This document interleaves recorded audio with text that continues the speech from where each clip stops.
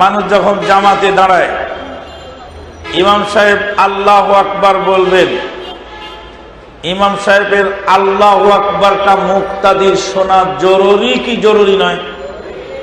খুবই জরুরি। কারণ ইমাম সাহেবের আল্লাহু আকবার শুনে মুক্তাদি রুকু দেবেন, সেজদা দেবেন, তাহরিমা করবেন। ইমাম সাহেবের সালাম ফিরানো শুনে মুক্তাদি সালাম ফিরাবেন। যেটা মুক্তাদিদের শোনানো জরুরি ছিল, যেই আল্লাহু আকবার সামি আল্লাহু লিমান হামিদা, ওইটা কিন্তু বুজুর্গানে দিনেরা মাইক দিয়ে বললেন না। কারণ মাইক ব্যবহার করা তাদের মাযহাব তরিকা অনুযায়ী বেদাত।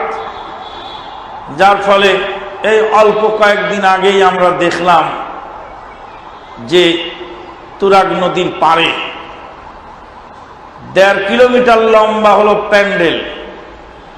প্রথমে ইমাম সাহেব আল্লাহু আকবার বলছেন, পিছনের মুক্তাদি পিছনের মুকাব্বির বলছেন ইমাম সাহেবের পরে আল্লাহু আকবার, তারটা শুনে পিছনওয়ালা বলছে, তার পিছনওয়ালা বলছে, তারটা শুনে তার পিছনওয়ালা বলছে।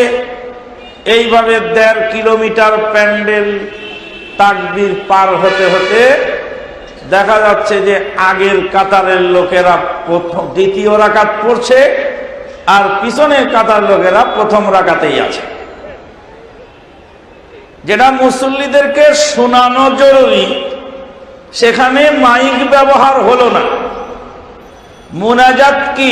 মুনাজাত তো বেদাত আছেই, তো বেদাত হলেও তো মুনাজাতটা কি শোনানো, মুসল্লিকে শোনানো জরুরি না আল্লাহকে শোনানো জরুরি?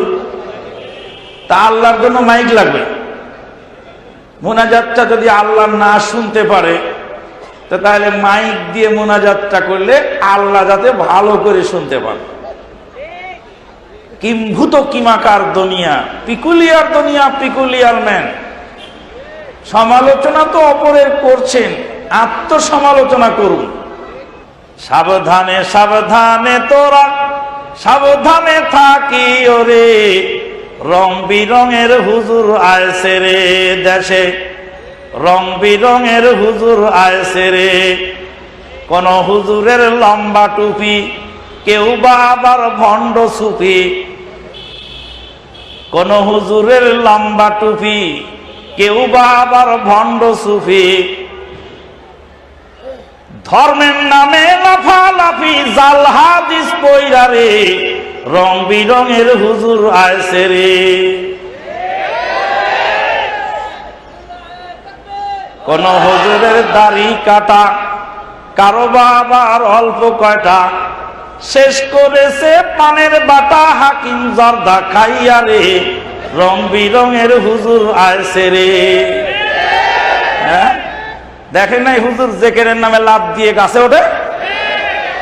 গাছে তো ওঠে এসকে দেওয়ানা হয়ে, কিন্তু কাঁটাওয়ালা মাদারের গাছে ওঠে না। পাগল হলেও এত পাগল নয়, জাতে মাতাল তালে ঠিক।